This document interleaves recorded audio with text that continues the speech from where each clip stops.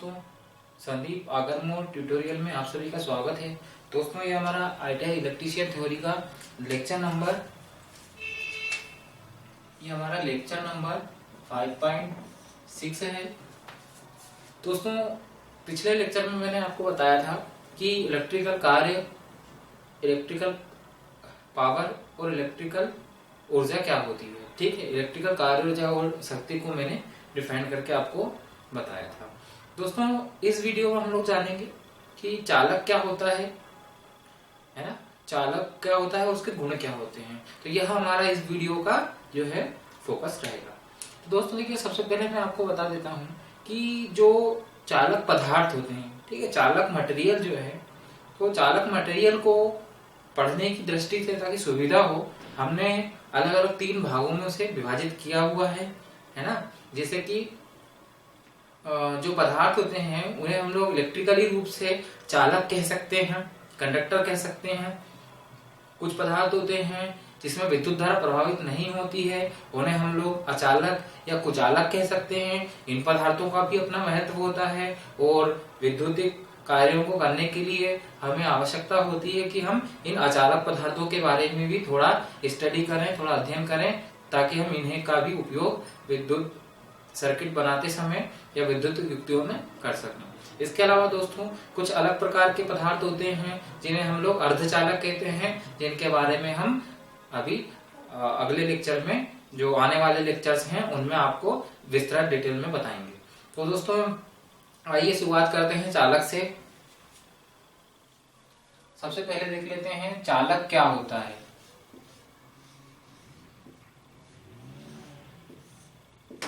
चालक पदार्थ, ठीक है दोस्तों। तो जो चालक दोस्तों, इसे इंग्लिश में हम लोग कंडक्टर कहते हैं, ठीक है। तो चालक पदार्थ दोस्तों वह पदार्थ होते हैं जिसमें कि विद्युत धारा बहुत ही आसानी से प्रभावित हो जाती है। आप जैसे ही इसके टर्मिनल पर वोल्टेज लगाते हैं, चालक पदार्थ का यदि हम तार बनाएं, वो तार बना करके जैसे ही उसके सिरों पर हम लोग वोल्टेज लगाएं, तो वोल्टेज लगाते ही उस चालक में विद्युत धारा प्रभावित हो जाती है। तो ऐसे जितने भी पदार्थ हैं जिनमें विद्युत धारा आसानी से प्रभावित हो जाए, उन्हें हम लोग चालक पदार्थ कहते हैं, ठीक है। अब दोस्तों, चालक पदार्थ के बाद, चालक पदार्थ होने के लिए, किसी भी पदार्थ को चालक पदार्थ होने के लिए दोस्तों आवश्यकता होती है कि उसमें ज्यादा से ज्यादा मुक्त इलेक्ट्रॉन्स हो। जितने ज्यादा मुक्त इलेक्ट्रॉन्स होंगे उतने ही वह पदार्थ विद्युत का चालक होगा, अच्छा चालक होगा। क्योंकि विद्युत का मतलब ही होता है कि जब किसी पदार्थ में आवेश या मुक्त इलेक्ट्रॉन्स प्रभावित हो सकें, तभी वह पदार्थ जो है चालक कहलाता है। या जिस पदार्थ में मुक्त इलेक्ट्रॉन्स ज्यादा होते हैं, तो उस पदार्थ में मुक्त इलेक्ट्रॉन ज्यादा होने के कारण ही उसमें ज्यादा करंट प्रभावित होगी, और इस तरह से वह जो पदार्थ होगा विद्युत का अच्छा चालक होगा, ठीक है। तो दोस्तों, चालक पदार्थ वे पदार्थ होते हैं जिनमें विद्युत धारा आसानी से प्रभावित हो सकती है। साथ ही साथ इस तरह के पदार्थों में मुक्त इलेक्ट्रॉन्स की संख्या काफी ज्यादा होती है। मुक्त इलेक्ट्रॉन्स इसमें बहुलता से पाए जाते हैं, बहुत अधिक मात्रा में पाए जाते हैं, ठीक है। तो यह तो दोस्तों मैंने आपको पारिभाषिक रूप से समझाया कि चालक क्या होते हैं। आइए अब हम लोग देखते हैं कि चालक पदार्थों के गुण क्या क्या होने चाहिए, ठीक है।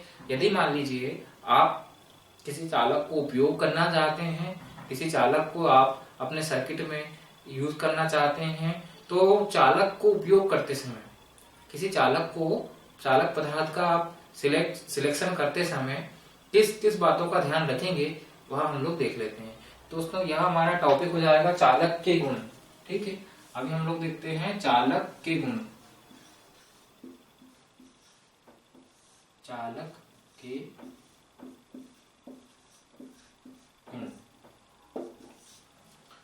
दोस्तों, जो चालक का सबसे पहला गुण है, जैसा कि हमने बताया कि चालक वह पदार्थ होगा जिसमें मुक्त इलेक्ट्रॉन्स की संख्या ज्यादा हो, ठीक है। तो दोस्तों देखिए, जिस पदार्थ में मुक्त इलेक्ट्रॉन्स ज्यादा होंगे उसकी चालकता ज्यादा होगी, तभी तो वह चालक पदार्थ कहलाएगा। तो कोई पदार्थ यदि आप सिलेक्ट करना चाहते हैं एज ए चालक, तो आप लोग देखते हैं कि उसमें उसकी चालकता उच्च होना चाहिए, ठीक है। अगर हम इलेक्ट्रिकल गुणों की बात करें, इलेक्ट्रिकल परफॉर्मेंस पैरामीटर्स की बात करें, तो हम लोग ध्यान रखेंगे कि उस पदार्थ का जो चालकता होती है, चालकता का मतलब होता है कि कोई पदार्थ जितनी आसानी से विद्युत धारा को प्रभावित कर सकता है, उसे हम लोग एक नाम दे देते हैं और उसे हम लोग चालकता कहते हैं। जिस पदार्थ की जितनी ज्यादा चालकता होती है, वह पदार्थ उतना ही आसानी से विद्युत धारा को प्रभावित कर सकता है। तो दोस्तों, किसी पदार्थ की जितनी ज़्यादा चालकता होती है, वह पदार्थ उतनी ही आसानी से विद्युत धारा को प्रभावित कर सकता है। तो इसीलिए किसी चालक के गुणों को जब देखते हैं हम लोग, तो सबसे पहला गुण देखा जाता है कि उस चालक की चालकता क्या है। ठीक है, तो चालक का जो सिलेक्शन होता है वह इस बात पर निर्भर करता है कि चालक की चालकता कितनी है, और चालक की चालकता जो है वह उच्च होना चाहिए। ठीक है, तो नंबर पॉइंट, चालकता उच्च होना चाहिए। ठीक है, चालक की चालकता उच्च होना चाहिए। ठीक है, ये पॉइंट नंबर 1 हो गया कि चालक की चालकता उच्च होना चाहिए। यह हमें इसके गुणों को ध्यान रखना है। नंबर 2 जो हम लोग ध्यान रख सकते हैं दोस्तों, कि जैसे जो चालक है, अलग अलग चालक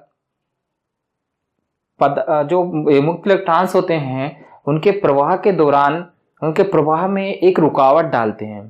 ठीक है, तो दोस्तों देखिए, किसी पदार्थ में जितनी ज़्यादा रुकावट होगी, वह उतनी ही कठिनता के साथ, या उसमें ज़्यादा करंट प्रभावित करना उतना ही मुश्किल होगा। तो इसीलिए हम दूसरा इसका गुण जो ध्यान में रखते हैं, वह यह गुण ध्यान रखते हैं कि इसकी जो रुकावट है, किसी चालक पदार्थ में मुक्त इलेक्ट्रॉन्स के प्रवाह में जो उत्पन्न होने वाली रुकावट है, वह कम होनी चाहिए। तो दोस्तों, जो किसी पदार्थ में मुक्त इलेक्ट्रॉन्स के प्रवाह में जो रुकावट होती है, उसे हम लोग एक नाम दे देते हैं, उसे हम लोग कहते हैं विशिष्ट प्रतिरोध। ठीक है, तो किसी पदार्थ का जो चालक पदार्थ है, उसका विशिष्ट प्रतिरोध उच्च होना चाहिए, उसका विशिष्ट प्रतिरोध निम्न होना चाहिए। ठीक है, जब विशिष्ट प्रतिरोध निम्न होगा तो वह मटेरियल आसानी के साथ विद्युत धारा को प्रभावित कर सकेगा। ठीक है, तो यदि आप किसी चालक पदार्थ को अपने जो पर्टिकुलर एप्लीकेशन के लिए यदि सिलेक्शन करना चाहते हैं, तो सबसे पहले हम ध्यान रखते हैं कि उसकी चालकता उच्च हो। साथ ही साथ जो दूसरी बात का हम लोग ध्यान रखते हैं, वह यह ध्यान रखते हैं कि उसकी जो विशिष्ट प्रतिरोध होता है वह निम्न होना चाहिए। यह हमारा पॉइंट नंबर 2 हो जाएगा। इसके अलावा दोस्तों, जो पॉइंट नंबर 3 हम लोग ध्यान में रख सकते हैं, पॉइंट नंबर 3 होता है कि देखिए, जब हम किसी चालक का उपयोग करते हैं, जाहिर सी बात है कि उसके हमें तार भी बनाने होंगे, है ना। तो यदि आप किसी चालक के तार बनाना चाहते हैं, तो सबसे जरूरी बात होती है कि वह तन्य होना चाहिए, है ना। जिस पदार्थ को खींचकर तार बनाए जा सके, उसे हम लोग तन्य कहते हैं। तो इसीलिए दोस्तों, किसी पदार्थ में, अच्छे चालक पदार्थ में तन्यता का गुण होना चाहिए। ठीक है, तो तीसरा पॉइंट, चालक के गुण में आप लोग ध्यान रखोगे कि चालक पदार्थ तन्य होना चाहिए। ठीक है, यह तीसरा गुण हो जाएगा। अब देखिए, चालक पदार्थ जो है दोस्तों, तो हो सकता है कि जरूरी नहीं है कि आप उसको तार के रूप में यूज करें, आप उसे पत्तियों के रूप में भी यूज कर सकते हैं। जैसे कि DOL स्टार्टर में जो कॉन्टेक्टर होता है, उसमें पत्तियां लगी होती हैं जो कॉन्टेक्ट बनाने और कॉन्टेक्ट ब्रेक करने के काम आती हैं। ठीक है, तो जो चालक पदार्थ है उसकी पत्तियां भी बनाई जा सकती हैं, और पत्तियां बनाने का जो गुण होता है उसको हम आघात्यवर्धता कहते हैं। ठीक है, जिस पदार्थ को ठोक करके या हल्की चोट पहुंचाकर जिसकी शीट बनाई जा सके, जिसकी पत्तियां बनाई जा सकें, उसे हम लोग आघात्यवर्ध पदार्थ कहते हैं। तो जो अच्छा चालक पदार्थ होता है उसका आघात्यवर्ध होना भी जरूरी है। ठीक है, तो चालक पदार्थ का तीसरा गुण जो आप लोग ध्यान रखेंगे, वह ध्यान रखें कि चालक पदार्थ आघात्यवर्ध हो।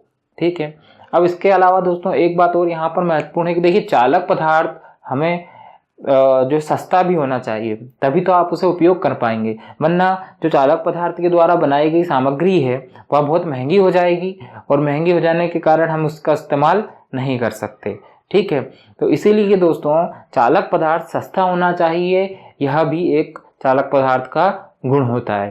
ठीक है, चालक पदार्थ सस्ता होना चाहिए या महंगा नहीं होना चाहिए, इसे हम इस तरह भी कह सकते हैं। ठीक है, तो यह गुण भी आप लोग ध्यान रखें।